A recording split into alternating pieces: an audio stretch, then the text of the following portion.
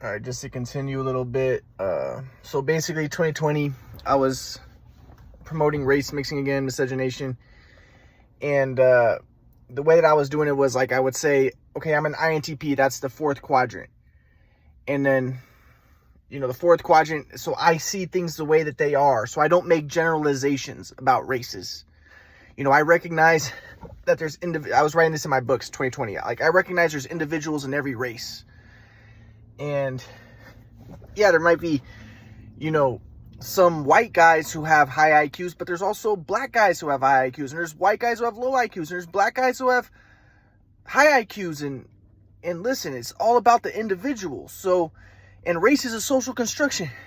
So I was trying to, again, do the whole race mixing thing, and I'm like, yeah, so basically, and I've transcended dualistic software. So again, I would always misuse and misappropriate my grandpa's teachings. Like, now I understand my grandpa's teachings, and I've transcended dualistic software, and I'm in the flow. But I thought the flow was race mixing.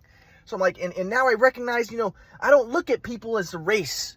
I look at people as individuals, and I recognize that there's white guys who are great at basketball, and there's black guys who are bad at basketball, and a lot of it just has to do with the environment. So my grandpa would say, if you're in the flow, you can discern. So yes, maybe it is true that, some white guys are, if white guys grew up in the ghetto, they'd be better at basketball, and black guys grew up with better, with more social and economic capital, then they would be more doctors, right? But my point is, I had an agenda. My agenda was a mixed races. And I try to make it so I'm an INTP. I'm irrational. I see things as they are. I don't make generalizations about men and women. There's women who, so I was misusing my grandpa's teachings, but I was also getting these teachings from books I read, like the book Grit. And my grandpa would talk about all that matters is hard work. Just all that matters in the flow is just go all out. Don't make excuses. Just go all out.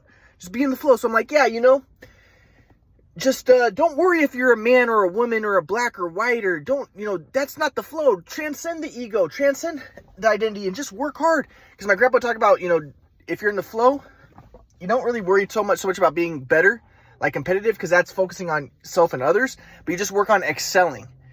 And yes, you can sometimes be competitive, and that can push you and stuff. My grandpa says the ego is magnificent in its accomplishments, but limited in its reach. So yes, you can, that's a step in the direction toward the flow. That's superior inferior software. It's still based on the illusion that there's a separate self. But my grandpa would say, when you're in the flow, you're not necessarily trying to compete with others, but you're just working on excelling and synergy.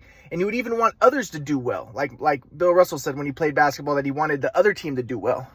He wanted to see synergy, and like my grandpa said, if you're just worried about winning and competitiveness and superior inferior software, which is self-confirmatory, then you might be a ball hog because you want to show off and because you want to be superior. So then you actually end up hurting your team. But if you're in the flow, you do what's perfect, and you're just working on excelling and doing the best you can. So my grandpa would be like, yeah, but I misused my grandpa's teaching, like, yeah, I don't care about race. Just go all out. You can be a woman. A lot of the differences between men and women are due to environment. And, if women were encouraged more to go into mathematics, then there would be more mathematician women. But I read this book that talked about how even in school, the teachers have biases toward women, and they will give women lower grades. And that's the Pygmalion effect. Because they expect women to do bad, even with the same level of work, they'll give them lower grades. Because, and I wanted to see this as the conservative bent of people that try to maintain. I want to see it as kind of a genetic Darwinian thing. Like, the reason why professors would give women lower grades is because they don't want women to be very successful, because they know that having women as, in the household and stuff is better for the race and better for society, better for conservation of the society.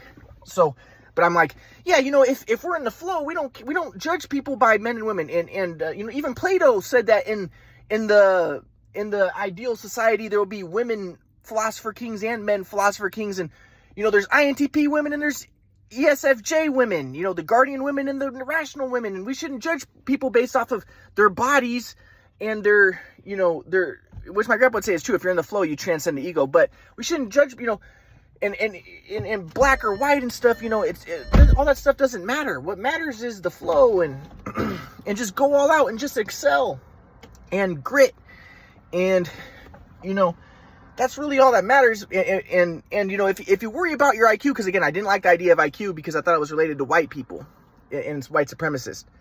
So I was like, you know, if you worry about IQ, then that's not the growth mentality. You know, there's the growth mentality, because I read this book about the growth mentality, and the idea is like if you tell someone like you're very smart, that's not as good as you tell someone, hey, you're working hard. Because if you tell someone they're very smart, then they try to like protect that notion that they're very smart and they don't work as hard because they're too worried about being smart and they're too concerned about the self.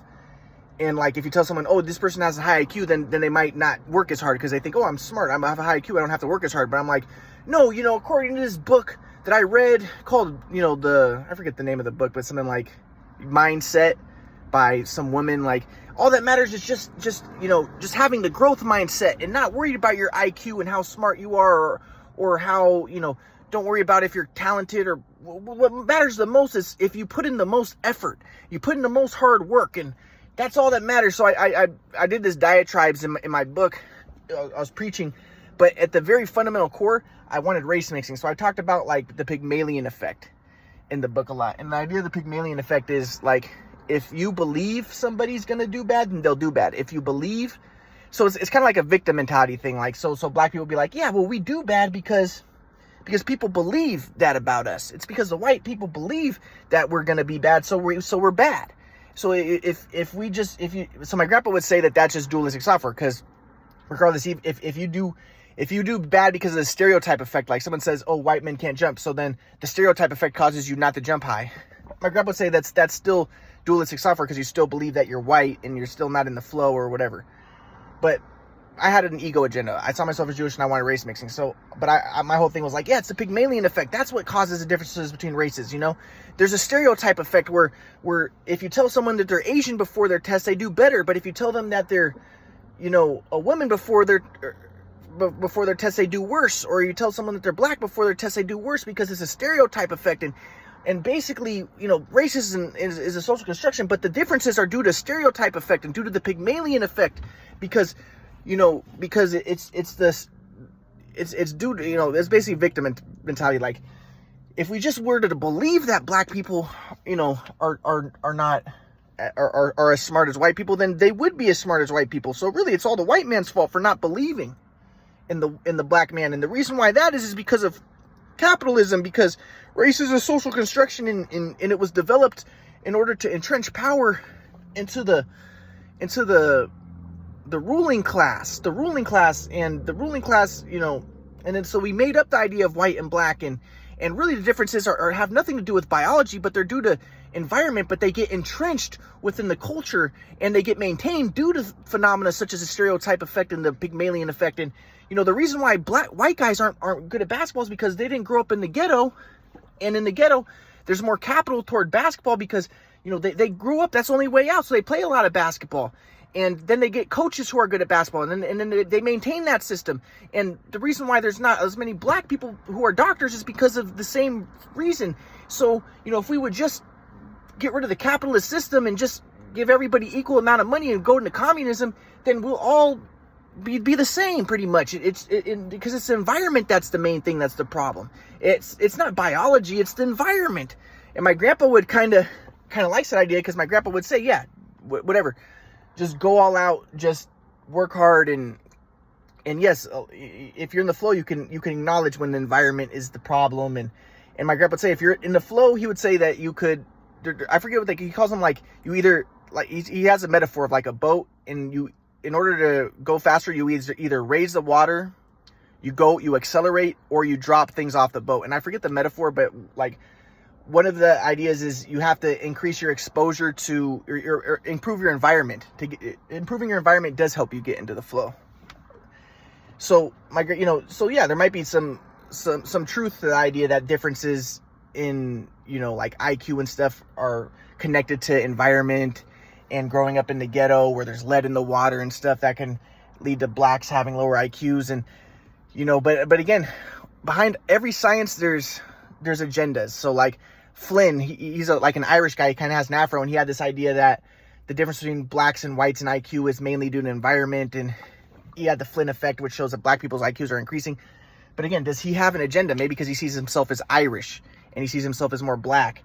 And there really is no unbiased science. And that was the thing with me. I wanted to be like, oh, I'm an INTP and I'm irrational, and that's why I and I wanted to make other people like this. Like, I don't see people based off race. I look at people as individuals, and I don't make generalizations, because generalizing is not the flow. And if you make generalizations, because now I know that if you're in the flow, you discern things as they are.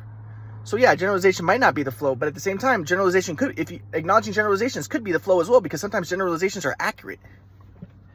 But in the flow, you have pure awareness. You see things as they actually are, and it's not occluded by your ego and stuff and your limited senses and everything, right? But regardless, I had an agenda. I saw myself as Jewish. I wanted to mix the white people, so I wanted to be like, yeah, everyone's individual. Race is social construction. The only differences are environment, and we should all just mix. And communism's good. Communism be good, because then we can, improve everybody's environment, and everybody can, will thrive. But really, I had an agenda. My agenda was to destroy the white race, because I saw myself as Jewish, and I saw the white race as the biggest threat to Jews. So I basically I'm being honest. I wrote my based on true story books, and I wrote all this stuff. And then in my based on true story books, I'm talking about my basketball, how I'm doing so great in basketball, and my rap music, and how I'm so phenomenal. And like and I want people to think, oh, I have an afro, and that makes me kind of more black. And I'm talking about like racist social construction. There's no such thing. But at the same time, I want people to not really believe that. I want people to think I'm so creative and so wonderful because I'm Jewish, and Jews are actually like a little bit African and a little bit people of color. And you see, it's all just the ego. I'm pretending like I'm so compassionate. I see people as individuals. It's just environment. If we, the difference between everybody is just environment. There is no difference. It's just social constructions. And I'm doing all the good buzzwords. I'm doing all the stuff that, I was taught in college, at UCSD, and by my Jewish teacher in high school, and the stuff that I loved because I wanted to race mix the white people and defeat the white people. But at the same time, like, did I really believe it, or did I have an agenda? And I think I had an agenda. Always in the back of my mind, I wanted to race mix the white people and defeat the white people. And I was anti-Christian, and I sprinkled in my anti-Christian stuff all over in there. And I liked my grandpa's teachings because they seemed like they were a little bit anti-Christian. The idea, like, because my grandpa did not worship Jesus. He thought that was dualistic software. But my grandpa would say, like, yeah, you could believe in Jesus, but in terms of, yeah, Jesus is God, but also you're God. Everything is God, because you're all waves in the ocean. You're not God, but Jesus is a wave in the ocean. The ocean's God, and Jesus was a wave. So when Jesus said that he was God, that's what he was saying. But he wasn't saying that he was, he's not saying he's the ocean. He's saying he's a wave, and you're a wave as well. And everything's one, and everything's energy. It's just one energy event. And later my grandpa would admit it could be also all consciousness, but it is all one, but it's all one. And my grandpa said that that's the meaning of the communion, that you can turn water to wine, because he said everything is energy, just different combinations of quarks and leptons and stuff, or just quarks. And quarks is just, my grandpa says, just energy. It's not physical. Everything's 99.9% nothing. So he would say, the meaning behind the communion is you can turn water to wine, because Jesus, he recognized that everything was one, that it's all just different energy events and energy formations, and you could manipulate the energy formations. So that's what my grandpa wanted to, we wouldn't say he believed it though. My grandpa said, if you're in the flow, you don't believe anything. But that was my grandpa's framework of understanding, his current framework of understanding. Okay. So, and like I said, I'll just give like a few more examples of what my grandpa taught. So, like he taught that, but that's the stuff I wrote in 2020. Again, I was back into the race mixing, and I wanted blacks to overthrow the white people. And in my book, I was saying, yeah, the only reason why blacks are, why they do bad stuff is because of the environment and because of the Pygmalion effect. It's basically the white man's fault, victim, the white people victim blame. And I wanted to be like, and the same thing happened with me. I went through a lot of torture and trauma because of the shoot away machine. And then I act bad, and then people say, see, he's bad. He must have deserved the trauma and the abuse that was done to him. And I said, same thing happens with black people. Black people were abused, and I was saying, and because of the abuse, they act bad. And then the people say, oh, they're acting bad. they must have deserved the original abuse. But I'm saying, no, they act bad because of the abuse. But I wanted to be like, but I wanted to pretend like, but it's not the white man's fault either. It's nobody's fault. It's the fault of capitalism and the notion that there's white and black, that was made up by the capitalists. That was made up by the, in order to entrench power into themselves, to create, race was a social construction designed by the elite in order to entrench power into themselves. And if we would just recognize that we're all one and just be in the flow, and if we would all just race mix and be communists, everything would be awesome. But I didn't understand what the flow was, right? So basically, but I'll kind of talk about a few more things that my grandpa taught me. So, or I'll talk about that in the next lectures. But basically, that's what I wrote in my Based on True Story book in 2020. I basically was a communist manifesto Marxist manifesto trying to encourage race mixing and defeat the white race. And but I did it in a subtle way, in a way that I'm acting like I'm just compassionate and I'm an INTP and you guys should be like me and see things as they truly are and not see race and see people as individuals and recognize that, the only reason why the black people have problems is because of Pygmalion effect. It's really the white man's fault. And because we believe that they're going to act bad and really, it's just scapegoating and same thing with, and Jews too, Jews were also enslaved and they were tortured and now they act bad, but it's just, and people say, oh, they must have deserved the original torture, but no, that's just victim blaming. They act bad because of the trauma. So it's really the white man's fault. And we should just acknowledge the trauma. Now my grandpa would say, yeah, so my grandpa would admit, yeah, trauma can affect people. But at the same time, my grandpa could say, I remember my grandpa once said something like, if someone's raped, they can get really upset about being raped. Like if they're really focused on their body and how traumatized they are.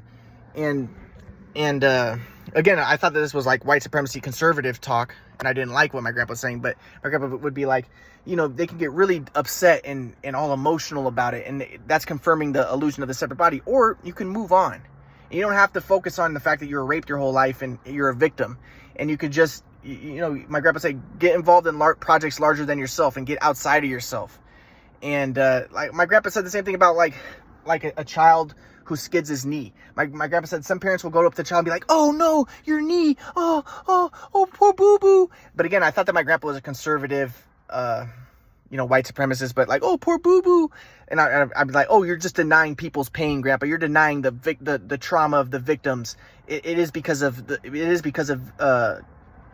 victimhood and because of trauma and because of oppression that people suffer. But my grandpa would be like, someone who skids his knee, a little kid who skids his knee, the parents could go, oh my God, your boo-boo, can I kiss it?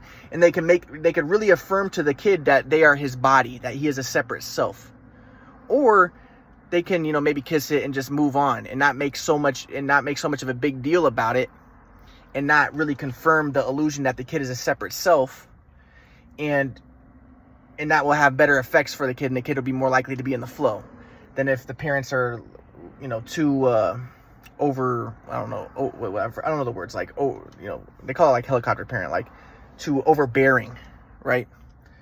So I'll get more into what my grandpa taught, but basically, again, I was a leftist, communist, anti-white, wanted race mixing, but I thought I was in the flow because I'm thinking like, well, Grandpa, because I wanted my grandpa to teach me again, so I write this book thinking that I'm going to impress my grandpa, and he's gonna be like, wow, you did transcend dualistic software. You do see people as individuals, and you are in the flow. But I think my grandpa recognized that I didn't transcend dualistic software. But I thought that I did transcend dualistic software because I was thinking, because he didn't explain to me what dualistic software was. I'll get to this later, how I started to understand more later and what the flow was. But I was thinking the flow and transcending dualistic software is being for race mixing. I was like, yeah, transcend dualism. Let's all mix. That's transcending dualism. I didn't get it. So I'll get to this more later.